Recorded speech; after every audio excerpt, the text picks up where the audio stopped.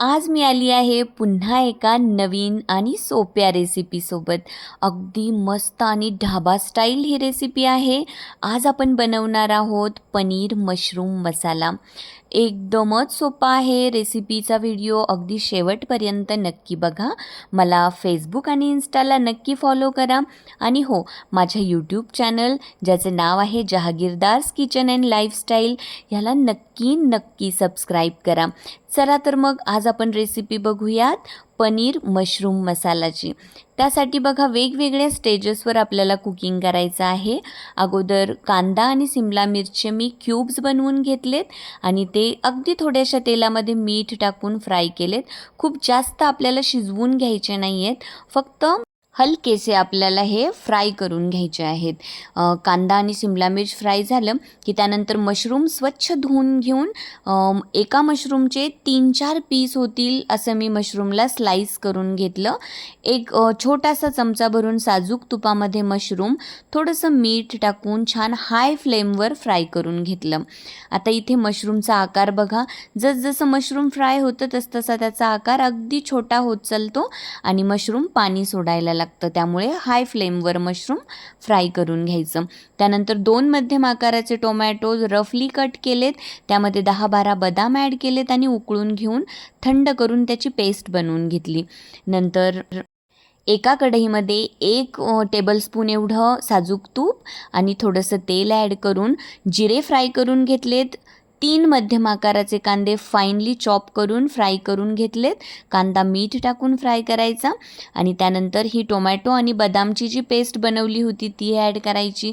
सगळं काही छान मिक्स करून घ्यायचं आणि नंतर काही पावडर्ड मसाले ॲड करायचेत, जसं की लाल मिरची पावडर, अगदी थोडीशी हळद पावडर, धने पावडर आणि हा माझा ऑल इन वन असा होममेड गरम मसाला आहे. तो सुद्धा मी 1.5 टेबलस्पून एवढा ॲड केला आणि सगळं काही छान मिक्स करून घ्यायचं आणि परतवून घ्यायचं. हे सगळं काही एकदम व्यवस्थित परतलं गेलं की कलर बघा मसाल्याचा किती छान बदलतो. नंतर भरपूर अशी कट केलेली कोथिंबीर ह्यामध्ये ॲड करायची, तीसुद्धा मिक्स करायची. थोडंसं पाणी ॲड करायचं, मसाले जळू नयेत म्हणून पाणी ॲड करायचं आणि सगळं काही अगदी व्यवस्थित मिक्स करून घ्यायचं. नंतर बघा ह्यामध्ये मी 2 टेबलस्पून एवढं दही ॲड केलं. त्यानंतर व्यवस्थित मिक्स करून घेतलं. दही ॲड केल्यानंतर मात्र गॅसची फ्लेम एकदम लो करायची आहे आणि लो फ्लेमवरच दही छान मिक्स करून घ्यायचं. आता पनीर मी असंच ॲड करते, तुम्ही पनीर फ्राय करूनसुद्धा ॲड करू शकतात. मला असंच आवडतं म्हणून मी फ्राय न करताच ॲड करते. त्यानंतर फ्राय केलेला कांदा, सिमला मिर्च, तसेच मशरूम, भरपूर अशी कोथिंबीर सगळं काही व्यवस्थित ॲड करून हलक्या हाताने मिक्स करून घ्यायचं. कारण पनीरचे जे पीसेस आहेत ते तुटण्याची शक्यता असते, म्हणून हलक्या हाताने हे सगळं मिक्स करून घ्यायचं. बघा किती छान कलर दिसतो आहे ह्याचा. आणि मग ह्यामध्ये मी थोडंसं गरम पाणी ॲड केलं आणि सगळं काही मिक्स करून घेतलं. तुम्हाला जशी कन्सिस्टन्सी हवी आहे त्या प्रमाणामध्ये तुम्ही पाणी ॲड करायचं. नंतर झाकण ठेवून मस्त निवांत शिजू द्यायचं, मंद आचेवर शिजवायचं. आणि बघा इथे रेडी आहे एकदम जबरदस्त चवीचा ढाबा स्टाईल असा पनीर मशरूम मसाला. सर्वांनी ही रेसिपी नक्की ट्राय करा.